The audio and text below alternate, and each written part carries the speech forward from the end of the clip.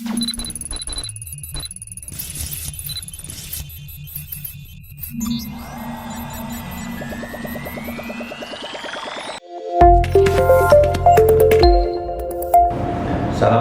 warahmatullahi wabarakatuh.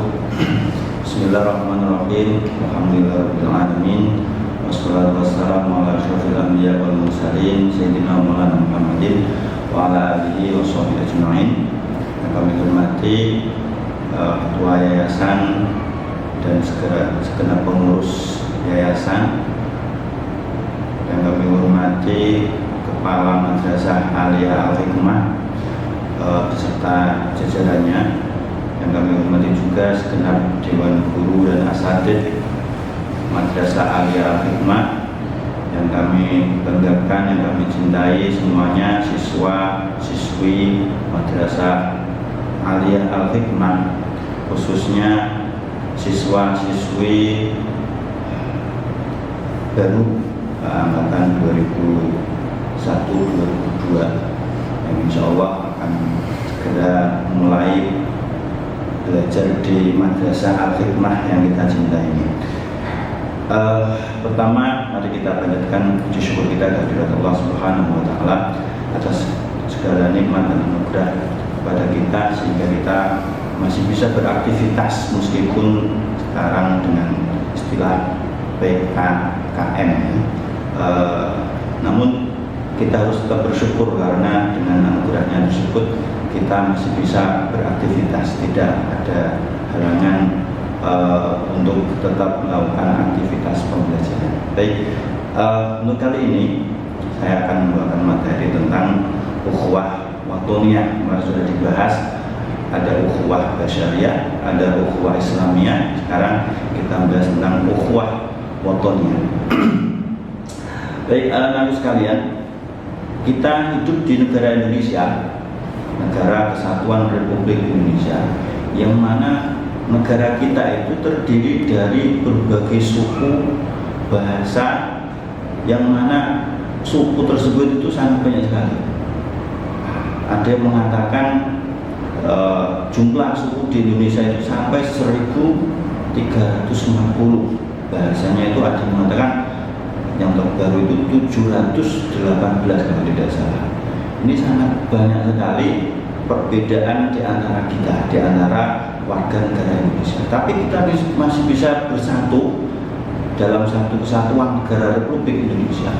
Kenapa? Karena ada prinsip yaitu persatuan Indonesia yang tercermin dalam Pancasila, ya, persatuan Indonesia. Jadi meskipun kita berbeda, sukunya berbeda, agamanya berbeda, bahasanya berbeda, tapi kita bisa mewujudkan satu negara yang besar, yaitu negara Republik Indonesia, negara kesatuan Republik Indonesia. Kenapa? Karena ada prinsip tadi, ada persatuan Indonesia. Kita berbeda, tapi kita bisa mewujudkan kesatuan tersebut. Jadi negara kita itu dibikin bukan atas berdasarkan satu agama, bukan berdasarkan atas satu suku atau berdasarkan satu bahasa dan yang lain, tapi berdasarkan berbagai suku dan bahasa. Namun di bawah persatuan bahasa Indonesia, dan memang yang paling banyak sukunya suku Jawa, agamanya yang mayoritas agama Islam, tapi itu bukan menjadi standar dalam negara Indonesia, ya. Itu kalau dalam bernegara, dan kita harus menjaganya, ya. Adapun dalam agama, ada enggak istilah dengan menggunakan tadi persatuan? Yang kita gunakan dalam agama itu ada istilah ukhuwah watoniyah. Kemarin sudah dibahas, ya, ukhuwah basyariyah. Ukhuwah watoniyah itu apa? Ukhuwah itu kalau secara bahasa itu adalah berasal dari kata akhwan, yang mana artinya saudara. Jadi kalau kata ukhuwah berarti artinya persaudaraan. Watoniyah itu artinya yang mudah itu bangsa. Jadi persatuan bangsa atau kenegaraan. Artinya persatuan yang berdasarkan satu tempat kelahiran. Itu ukhuwah watoniyah itu seperti itu. Nah, dalam agama Islam maksud saya, itu dasarnya ada enggak? Jadi dalam istilah dalam Al-Quran itu sebenarnya banyak. Misal wa ila Samud akhahum shalihah, dan kami utus kepada kaum Samud saudaranya yang bernama Shalih. Jadi Nabi Shalih itu dianggap sebagai saudara oleh kaum Samud. Wa ila adin akhahum Huda, dan kami utus kepada kaum Ad, yaitu Nabi Hud. Jadi Nabi Hud itu dianggap sebagai saudaranya kaum Ad, dan begitu juga dengan nabi-nabi yang lain. Jadi istilah ukhuwah itu terdapat dalam Al-Quran. Artinya ini bukan satu ilmu yang baru, bukan satu prinsip yang baru. Dalam hadis juga pernah disebutkan ada piagam Madinah. Ketika Nabi datang ke Madinah, beliau menyatukan penduduk Madinah yang mana terdiri dari berbagai agama, berbagai suku. Agamanya waktu itu ada Islam, kemudian ada Yahudi, kemudian juga ada yang Nasrani, dan juga ada agama orang musyrik yang mengimani kepercayaan kaum paganisme. Mereka disatukan oleh Nabi dengan membuat satu kesepakatan yang mana mereka saling menghargai, saling melindungi, tidak saling mendolimi. Itu namanya piagam Madinah. Ini prinsip yang telah dibuat oleh Nabi.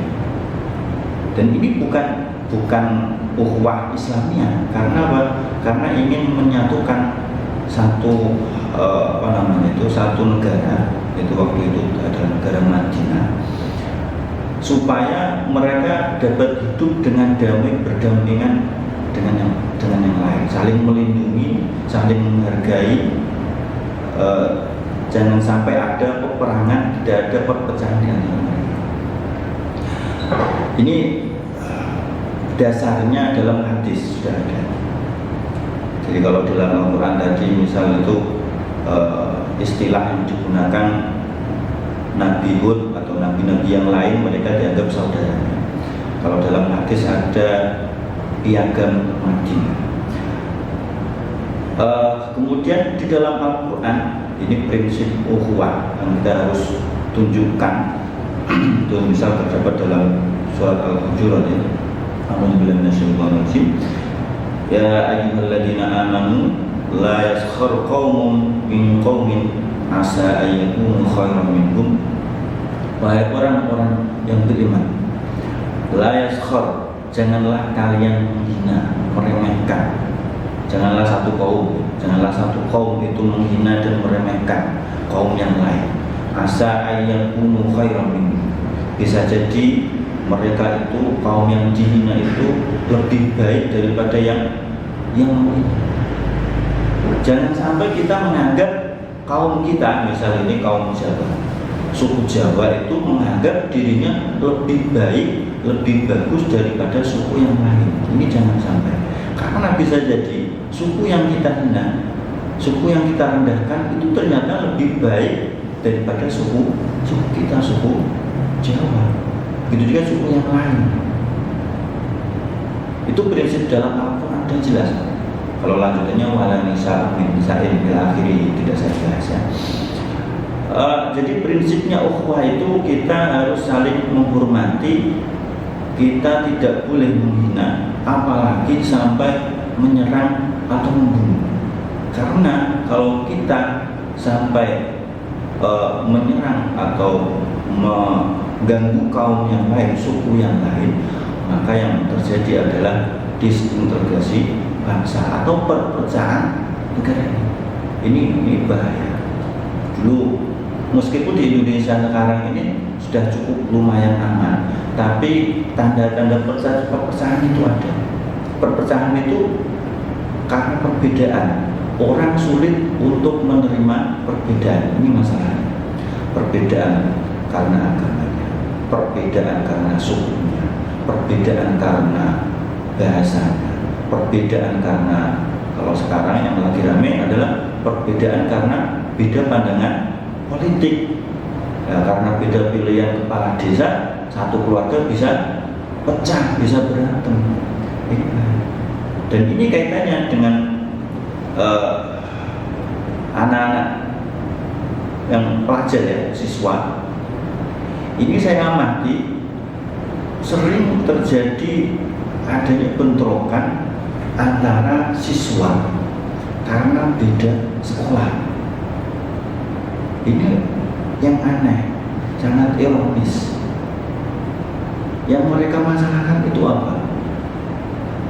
Apakah karena perbedaan agama, atau perbedaan suku, atau perbedaan pandangan politik?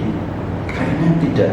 Hanya gara-gara berbeda sekolah, beda sekolahan, tapi bisa menyebabkan perpecahan, bisa menyebabkan tawuran. Kalau mau bersaing, seharusnya itu bukan bersaing dalam kekuatan, tapi bersaing dalam pikiran, kecerdasan. Kalau mau dianggap satu sekolah itu unggul, bukan unggul dalam peperangan, tapi unggul dalam prestasinya, pendidikannya. Bukan karena merasa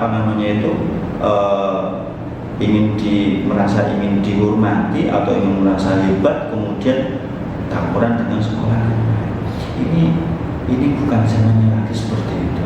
Ini paradigma yang harus dirubah, khususnya siswa-siswi Al-Hikmah. Jangan sampai menebar kebencian terhadap sekolah-sekolah lain, apalagi sampai tawuran. Ini karena sekarang zamannya sudah dengan digital ya, ada dunia medsos, maka tidak boleh sampai menyinggung atau menyebabkan ucapan kebencian terhadap siswa-siswa yang lain. Begitu juga dalam ruang lingkup satu madrasah ini, kalian juga harus menghormati satu dengan yang lain. Jangan karena beda sukunya, karena beda warna kulitnya, karena beda bahasanya, maka kemudian kalian menghina, mencemooh, membuli orang lain. Tidak boleh seperti itu. Ini harus kita wujudkan prinsip seperti ini mulai dari ruang lingkup yang terkecil ya, dari pondok, kemudian dari madrasah atau kampung atau wilayah yang lebih besar lagi. Jadi semuanya harap saling menghormati ya. Kemudian dalam prinsip ukhuwah ini ada hal-hal yang harus kita terapkan, yaitu pertama kita harus aware ya, harus peduli terhadap lingkungan. Ketika ada teman saudara, ada teman tetangga saudara yang sedang membutuhkan bantuan kita, maka kita harus membantunya. Ada tetangganya yang meninggal, kita harus takziah. Ada tetangganya yang sedang sakit, kita jenguk dan sebagainya. Ada temannya yang membutuhkan bantuan materi, harus kita bantu ketika kita bisa, ketika kita mampu. Dan membantu orang lain itu jangan hanya terbatas materi. Ada bantuan berupa tenaga, ada bantuan berupa pikiran dan yang lain-lain. Itu yang pertama. Ada awareness ya, ada kepedulian. Kemudian kita harus menghormati ya. Kita tidak boleh menghina orang lain, tidak boleh membuli orang lain. Kemudian yang ketiga, kita ikut bertanggung jawab terhadap terhadap lingkungan. Yang ketika ada bencana, ada sesuatu yang terjadi di lingkungan, kita harus ikut bertanggung jawab bersama. Kemudian yang terakhir adalah kita harus bersikap adil. Kita tidak boleh berbuat atau mendolimi orang lain.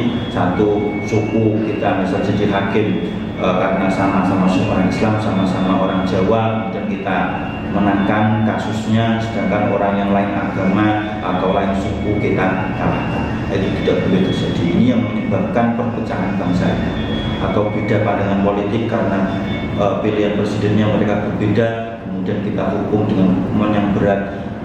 Teman kita yang satu pilihan pandangan politik, kita menangkan kasusnya. Itu saya kira materi tentang ukhuwah watoniyah yang harus kita pupuk, harus kita kembangkan mulai sejak dini. Baik, saya kira cukup materi ukhuwah watoniyah, semoga bermanfaat. Dari saya sekian, kurang lebihnya mohon maaf. Allahumma fi Assalamualaikum warahmatullahi wabarakatuh.